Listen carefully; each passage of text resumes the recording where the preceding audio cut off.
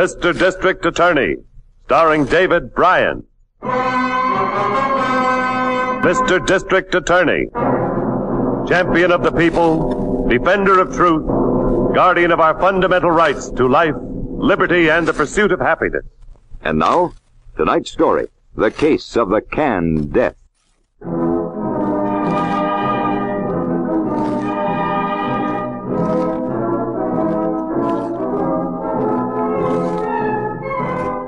And now, here is our star, David Bryan, as Paul Garrett, Mr. District Attorney.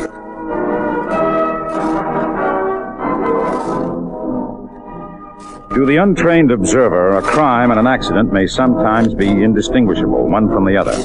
But a district attorney must weigh each possibility in the scales of science and circumstances before drawing his conclusions.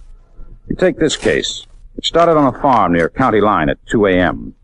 as a man, awakened by a wave of nausea, staggers weakly from his bed.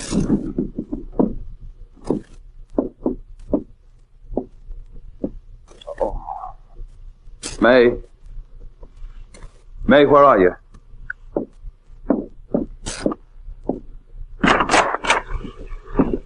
May, what's the matter? Why are you out of bed? Oh, Bob, I feel so sick. You're kind of funny myself. I was just filling a hot water bottle for my stomach. What can be the matter with me? Honey, you're white as a sheet. Come on, you better get back and lie down. It's funny. I can hardly stay on my feet without holding on to something. Oh, you're all perspired. Bob, what can it be? Must be coming down with the flu or something. You know, your kid brother acted kind of funny before he went to bed. I heard him get up about 11 o'clock, complaining about his stomachache. Let's see if he's awake. Here we better call the doctor.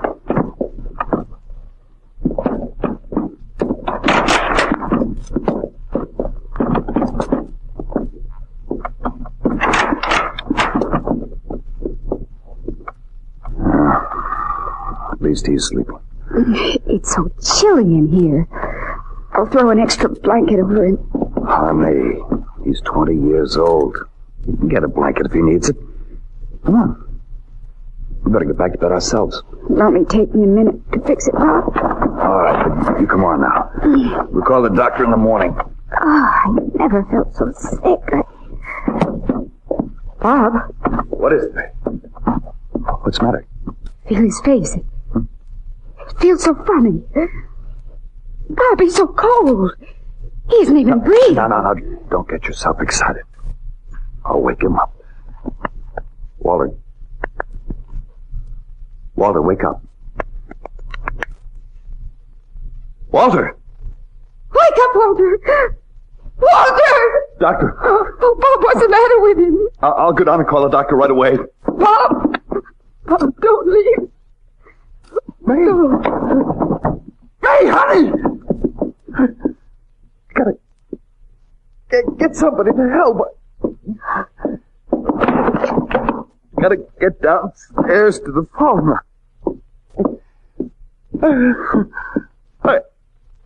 I can't make it.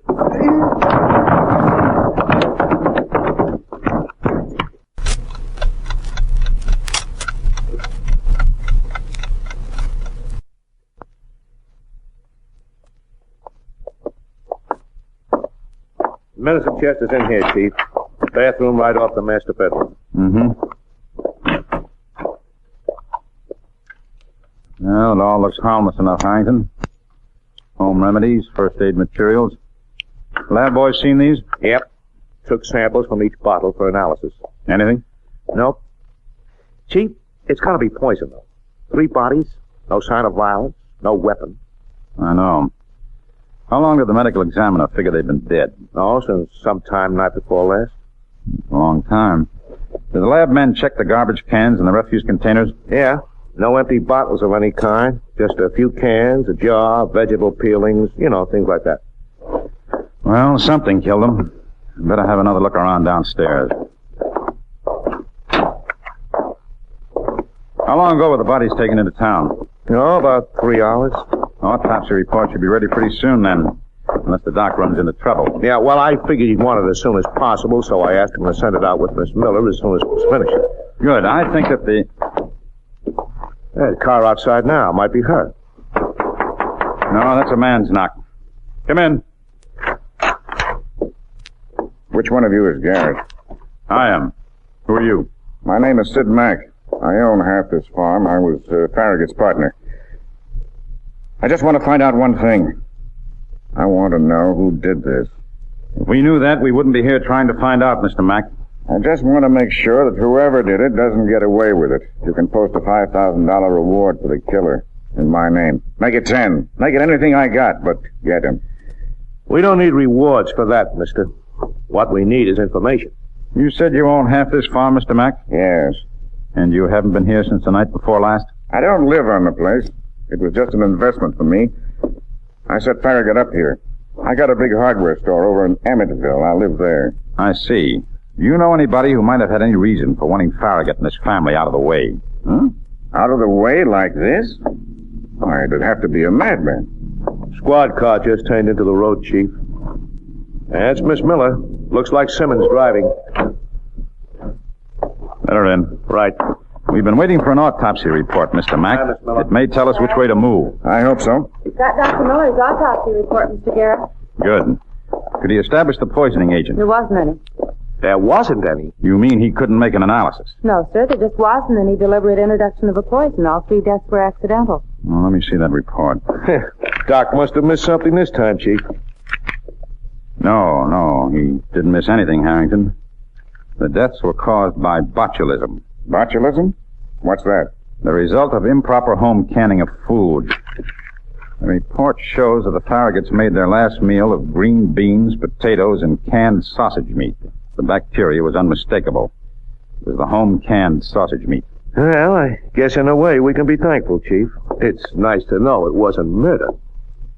Another way, I almost wish it were. Mr. Garrett. No, don't misunderstand me. I'm afraid we've got a greater and a much more dangerous job on our hands than just finding a killer. I don't follow you, Chief. We've been all over the house, Harrington. The kitchen, the pantry, everywhere. There's nothing in the house that's home-canned. And no equipment for home canning. Hey, that's right. All we found was one empty jar on the kitchen drain board. Farm women do pass out samples of their home canning to friends and neighbors, Mr. Garrett. That jar might have been a gift. Quite a gift. Like a stick of dynamite with a lighted fuse. What you're trying to say is that somebody around here might have a pantry full of poison and not know it. That's exactly right, Mr. Mack. The Farraguts are dead, but dozens of others may die the same way unless we find out where that sausage meat came from, and fast. Harrington. Yep.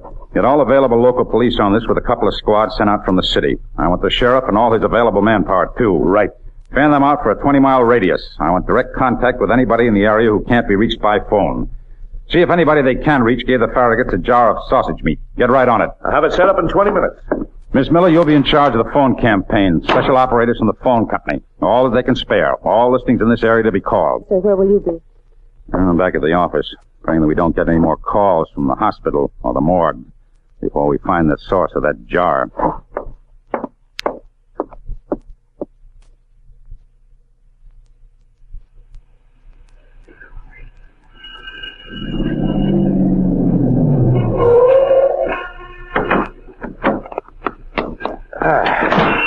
Don't put my car away, Phil. I may be going right out again. Third? Aren't you? Oh, there's an elevator. Hold it, Pete. 8, please. You know, Chief, I don't think we missed more than a dozen people in the area you mapped out. Now, we know most of those are away on business or vacations. Yeah, I know. 5 days. If only somebody'd come forward and admit that they canned the stuff the Farraguts ate. We'd know we were safe. Well, they may be afraid of being held responsible for the death. With the newspaper and the TV and the radio campaigns telling them that the inquest held the deaths as accidental. Just the same, people scare. It is something to wonder about. Oh, here we are. Thanks, Pete. Well, maybe one of the squads will left the report with Miss Miller. What time is it? Almost 10 p.m. Well, hello. I thought you'd never get back. Sorry to keep you so late again, Miss Miller. Any news? No, I'm afraid not. Everybody's checked in. The reports are on your desk. Oh, thanks. You'd better go home. All right. Oh, there's a Mr. Carruthers in your office. He's been waiting to see you since about 6 o'clock. 6 o'clock? That's a long wait in any league. Do you know who he is? Or what he wants? He wouldn't tell me. He said it's confidential. All right. I'll see him. You run along. Good night. Good night, Hank. Good night. Miss Miller. Well, let's have a look at the reports and see what the very patient Mr. Carruthers wants.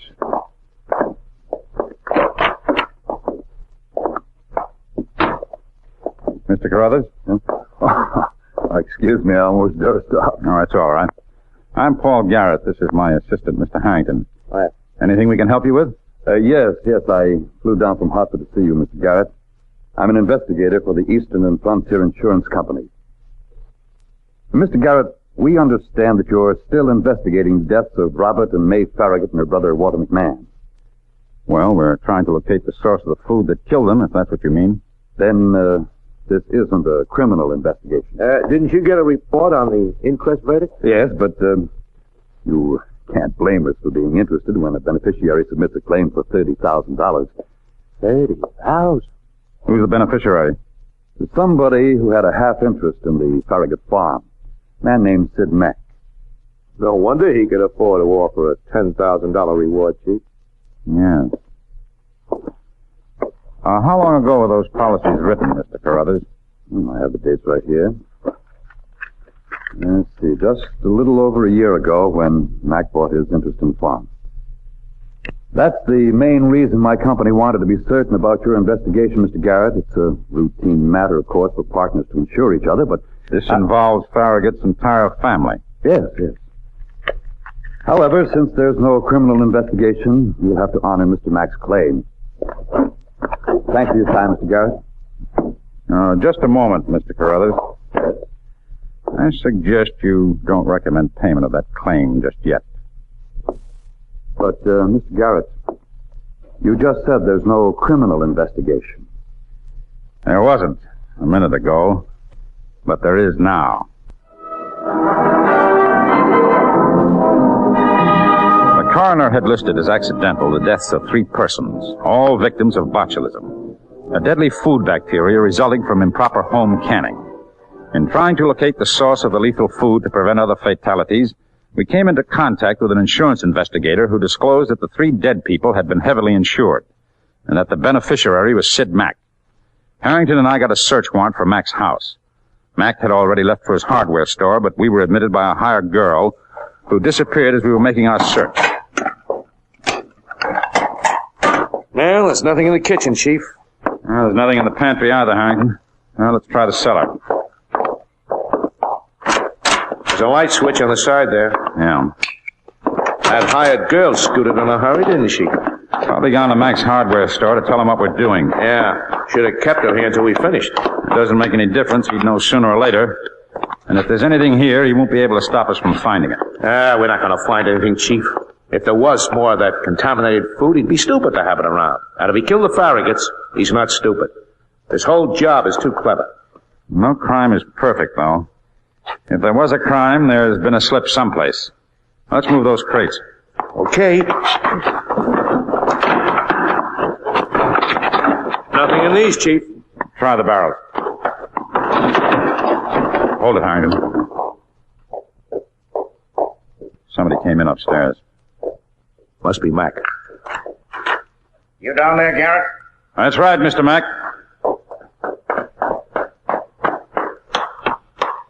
What's the big idea? Just having a look around. We've got a search warrant. You know so much about the law, maybe you're going to need more than a search warrant. I had a call from an insurance man named Carruthers this morning. And we had a call from him last night. That's why we're here. I've got a legitimate insurance claim, but you've stopped payment of it. It'll be paid in due time, if it should be paid. Yeah. Let me tell you something, Garrett. Out at the farm, before we found out what killed the Farraguts, I offered to put up everything I have as a reward, didn't I? Didn't I? Yes, Mack. You did. I'm glad you mentioned that, Mac, because it just brought something to my mind. Something that's been trying to register ever since you made that offer. What? How long have you been in the hardware business? 11 years. Why? Because when we told you the Farragut's died from botulism, from food that wasn't canned properly, we almost had to draw you a blueprint. You didn't seem to know anything about it. Well, how should I know anything about it? Don't you sell canning equipment at the hardware store? Well, We can ride over to the store, have a look at your stock. Do you sell it or don't you? all right, I sell canning equipment. Any hardware store does. I don't even know why I'm bothering to talk to you. You got your warrant. Go ahead and search. But you're not going to find anything here. No canning equipment and no canned sausage meat. So go ahead. Search your heads off.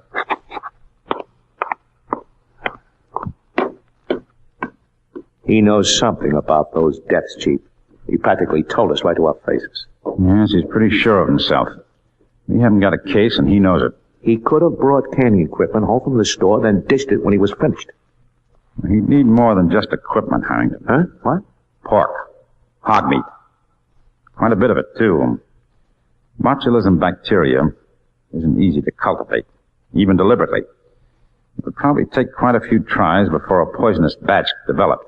Well, we can check butcher shops. And the farms. He might have had one butchered at some farm around here. Yeah. Well, means we gotta comb this whole section of the county again. We either do that Or what? or let a man get away with a triple murder. I'm sorry, Chief. I didn't mean it the way it sounded. Let's go.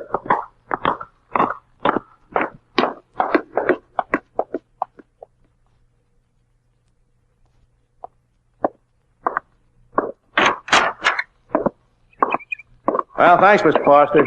Bye.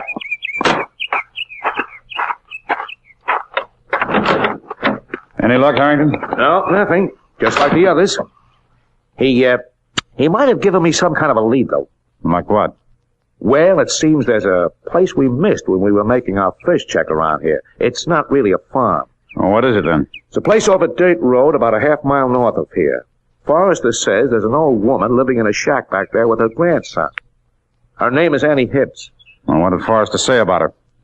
He had to think hard to remember the name Annie Hibbs, Chief. They usually call her by a nickname. They call her the Pig Woman.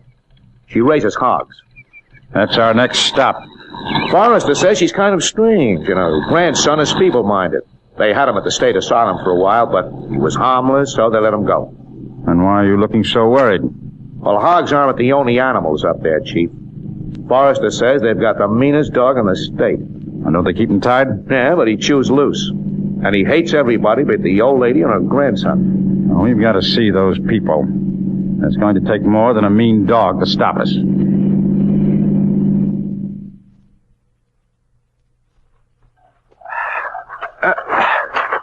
Yeah, there's the shack. Yeah. Big pen, too. Look. Huh? There's a man. What? Oh, hey, mister, wait a minute. He's taking off like a scared jackrabbit, Chief. That must be the grandson. Well, let him go for now. Why did you stare, my grandson? What do you want here? Well, we'll tell you in a minute, but there's something else we'd like to know first. Where's your dog? That's him, buried there. The devil come for him. He's dead, and Luke cries for him. He's afraid at night without the dog. Luke must be the grandson, Chief. Yeah. We just came up here to see if you have any home-canned sausage meat we might buy. No, I don't know nothing about canning. I see. Then you never gave any canned sausage meat to a family named Farragut.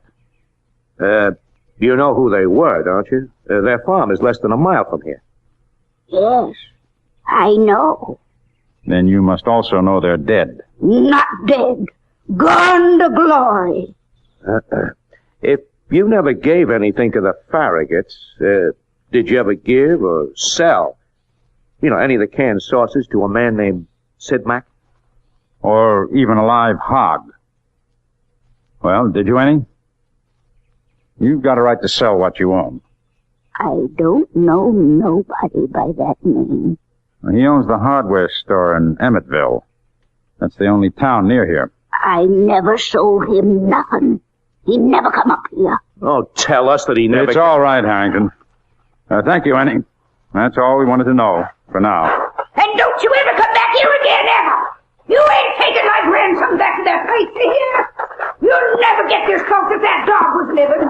You ain't taking Luke back to that place. She means the asylum, I think. Yes. Get over behind that brush. It's hard to tell with anybody like that, Chief. But she seemed to tighten up when you mentioned Sid Mack. Yes, he's been up here all right. Harrington, I've got a hunch. You stay here until I send a lab crew out. What for? I want to know what killed Annie's dog.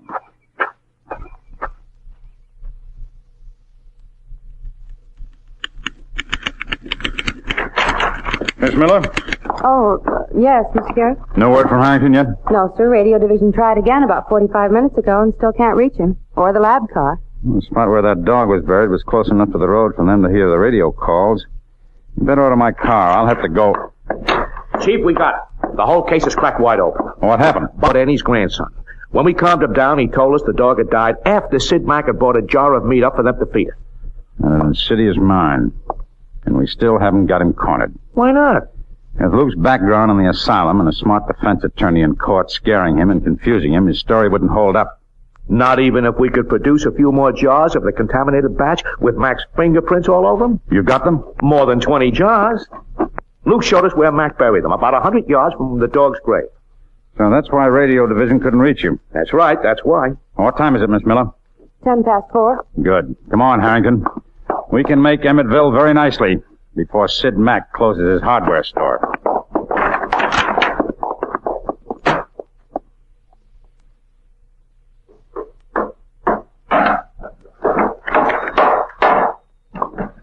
I'll be with you in a minute, man. As soon as I get this crate of it. Oh, it's you two again. What kind of a bright idea have you got this time? An idea that's going to book you for murder, mister. Are you kidding? You can drop that smile, Mac. We've got the whole story from Luke Hibbs and his grandmother. The words of a lunatic. Doesn't the law say something about a reasonable doubt, Mr. Garrett? Not when we've got some buried samples of your canning, with your fingerprints all over the jars. Just yours. So? Like it once said, I sell canning equipment. And if I sold those jars, I handled them. And my prints were on them. I think my story's good on that point. I don't. Because those prints were put on the jars after they were filled and the canning completed. Any prints that were on them before that would have been steamed off in the process of canning. And proving that to a jury won't be hard. Don't you raise that claw hammer, Mac. Don't make me put a bullet in you because, frankly, mister, I'm tempted. Wait a minute. Don't let him talk like that, Mr. Garrett. I drafted. I'm not resisting. All right. Just keep it that way. Let's go. You got it all wrong, I tell you. It was all an accident. Save it for the jury. Hold it a second, Mac. You'd better lock up. You won't be coming back. Well, what can I do? What can I do to square this? Bring 3 people who trusted you back to life. Go on. Lock it. You have been listening to Mr. District Attorney, which has come to you through the worldwide facilities of the United States Armed Forces Radio and Television Service.